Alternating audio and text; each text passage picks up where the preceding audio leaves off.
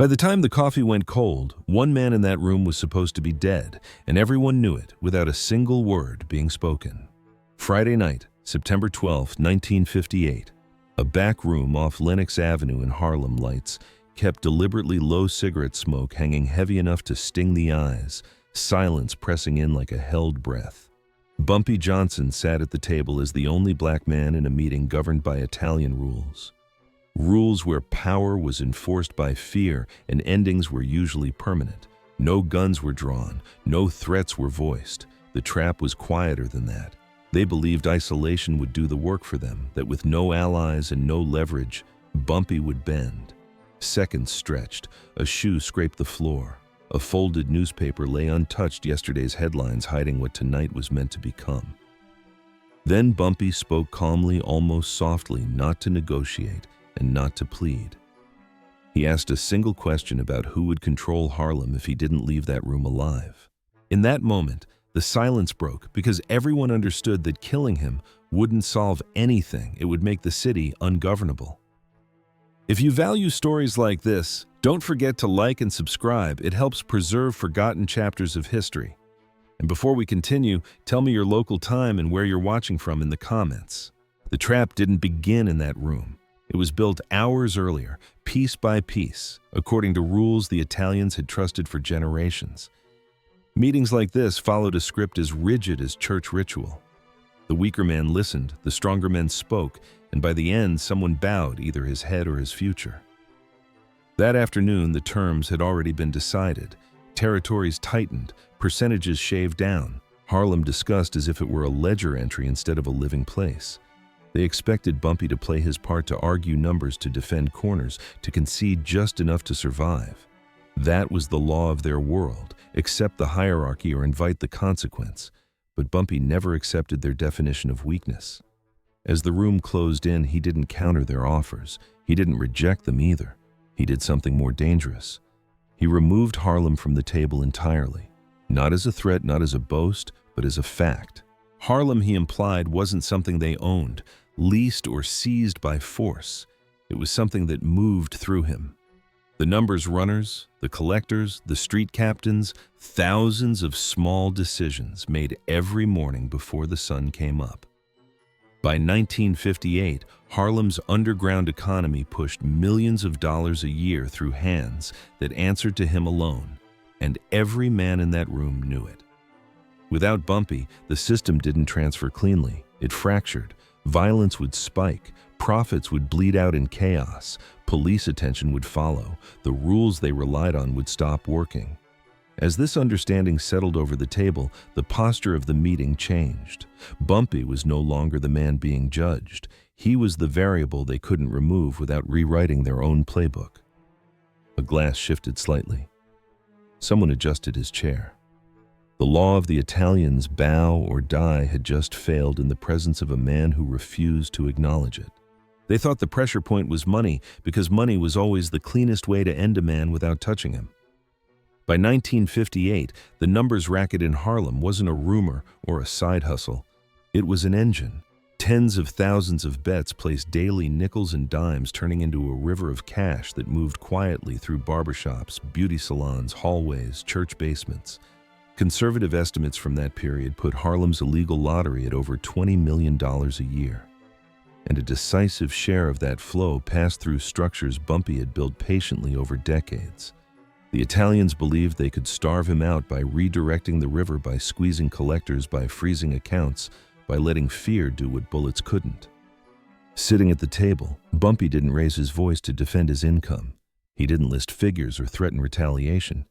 He did something colder.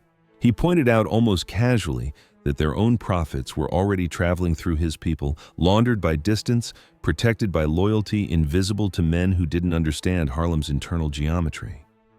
The room absorbed this in silence. Someone glanced down at his hands. Someone else stared at the tabletop as if the grain might offer a solution. Money in that moment stopped being leverage and became exposure. If Bumpy fell, the cash flow didn't vanish. It turned feral, unpredictable, dangerous to anyone trying to claim it. The realization landed unevenly, but it landed. Power wasn't sitting in a gun or a contract. It was moving minute by minute through a system only one man truly understood. And systems don't transfer ownership the way territories do. They collapse first. By the time Bumpy finished speaking, the idea of cutting off his money no longer sounded like control. It sounded like setting fire to a building while standing inside it. The fourth trap was betrayal, because betrayal always felt personal, and personal wounds were easier to exploit. By the time Bumpy walked into that room, at least one man close to him had already talked. A name had been passed quietly, a schedule shared, a confidence sold for safety or money, maybe both. The Italians believed this was the final lock. A man surrounded, stripped of leverage, and undermined from within rarely survived long. But Bumpy had lived long enough to treat loyalty as something that bent under pressure, not something sacred. He had learned this years earlier in prison, watching friendships dissolve the moment fear entered the cell block. So when the betrayal came, it didn't shock him. He had been waiting for it. Days before the meeting, he had adjusted routes, shifted messengers, and allowed the leak to continue just enough to expose itself. Sitting at the table, he didn't accuse anyone. He didn't point. He simply referenced a detail that only one person in the room should have known, a small logistical fact delivered without emphasis. The effect was immediate. Eyes moved. Stillness tightened. The traitor understood first. His value vanished in real time, not because Bumpy raised his voice, but because everyone else realized the information they were relying on had been filtered through a man who was already compromised. In that moment, betrayal stopped being a weapon against Bumpy and became a liability for anyone who had trusted it. The Italians had expected inside knowledge to weaken him. Instead, it proved he was always one step ahead, even of the men closest to him. The message was unmistakable. If Bumpy knew who had spoken, he also knew who might speak next. And fear, once redirected, never returns to its original target. A chair creaked. Someone shifted uncomfortably. The meeting moved forward, but something essential had changed. The idea that Bumpy could be isolated was gone.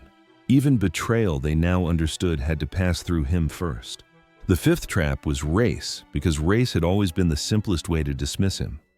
To the Italians, Bumpy Johnson was an outsider by default, a man allowed to sit at the table but never meant to own it. Harlem, in their thinking, was a territory temporary, extractable, manageable with the right pressure. What they underestimated was how completely Harlem rejected that logic. By 1958, the streets did not recognize Italian authority unless it passed through Bumpy first. Shop owners, numbers runners, block captains, even churchmen who never spoke his name out loud understood the arrangement instinctively. Power in Harlem didn't arrive from elsewhere. It rose from inside. Sitting there, Bumpy didn't argue race. He didn't name it. He let the room feel it. He made them confront a reality they couldn't escape if he disappeared. No Italian would replace him without constant bloodshed. The neighborhood wouldn't comply. It wouldn't cooperate. It would resist quietly at first, then violently, then permanently. Bumpy wasn't just a figure of control. He was the only bridge between two worlds that distrusted each other on principle. Remove the bridge, and both sides fall into the river. The Italians understood territory. What unsettled them was inevitability. Harlem would never accept their rule directly, and they knew it. They had statistics too, arrest rates spiking whenever outside crews pushed too hard. Police attention multiplying when violence crossed racial lines, profits collapsing under scrutiny. In that moment, Bumpy's race stopped being a weakness and became his insurance. He was irreplaceable precisely because he did not belong to them. And the room felt the shift. Should they eliminate a man who kept the city stable or preserve him to keep their own operations intact? If you were sitting at that table knowing the streets outside answered to him and not to you, what choice would you make? And how much power does a man hold when his absence is more dangerous than his presence? The silence returned heavier now, because everyone understood that the advantage they thought they had was the very thing that protected him. The sixth trap was timing, because timing was where most men panicked. The room believed the moment had passed, that whatever leverage Bumpy once had was already behind him, eroded by hours of pressure and deliberate delay. Meetings like this were designed to exhaust a man, to make silence feel like defeat and movement feel like desperation. Bumpy understood that better than anyone. He had built his reputation not on speed but on patience, on knowing when not to act. As the room settled into the false comfort of thinking he was finished, he stayed still. He didn't reach for a glass. He didn't adjust his jacket. He let the quiet stretch until it became uncomfortable for everyone else. Then, at precisely the moment when the Italians believed the outcome was locked, Bumpy Johnson stood, not abruptly, not theatrically, just enough movement to reset the room's attention. He spoke about the future, not his own, but theirs, about investigations already forming, about pressure that would come if Harlem destabilized, about how quickly alliances dissolved once profits dipped and headlines grew louder. It wasn't a threat. It was a forecast. The kind men listened to because they had seen it come true before. The timing was everything. Too early and it would have sounded defensive. Too late and it would have sounded irrelevant. But in that narrow window, it landed with precision. Faces tightened, calculations restarted. The meeting, which had felt concluded minutes earlier, reopened under a new logic. Power didn't change hands because of what Bumpy said. It changed because of when he chose to say it. In the underworld, timing wasn't a skill. It was survival. And in that moment, everyone in the room understood that Bumpy's greatest weapon wasn't influence or money or fear. It was his control over the clock.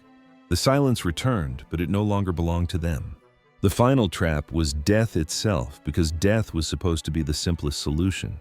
By 1958, Bumpy Johnson had lived under the shadow of assassination for years. Contracts whispered in back rooms, guns passed across tables, promises made with the confidence that someone else would do the killing. The men in that room believed the same logic applied. Now, remove him, and the problem disappeared. Bumpy understood why they thought that. Most power structures collapsed cleanly when the center was cut out.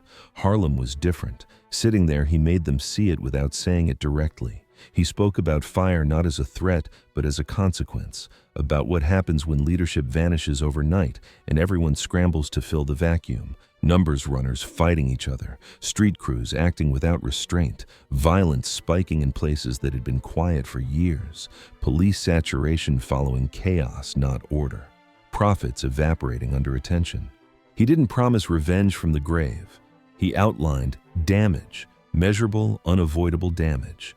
In that moment, death stopped being an ending and became a liability. Killing him wouldn't simplify anything. It would complicate everything they relied on. The realization moved slowly around the table, settling into each man differently but with the same conclusion. If Bumpy died, Harlem would burn in ways that couldn't be controlled, and everyone in that room would pay for it long after his funeral. The power shifted completely, then not because he demanded it, but because they no longer had a viable alternative. To keep their world stable, he had to remain alive. And so the meeting ended the way they hadn't planned. No bodies, no agreement signed, just men standing adjusting their coats, avoiding eye contact, carrying the same thought with them into the night. From that point on, killing Bumpy Johnson was no longer an option. It was a mistake they couldn't afford. History rarely records moments like this cleanly. There is no photograph of that room, when the balance tipped, no transcript of the silence, when everyone understood what had just changed. What remains are fragments, a memory passed down by men who never spoke loudly again. A statistic in police reports showing Harlem's violence dropping where it should have exploded, a quiet acknowledgement among rival crews that some lines were no longer worth crossing. Power didn't announce itself that night. It withdrew, recalculated, and settled into a new shape. Bumpy Johnson didn't walk out crowned.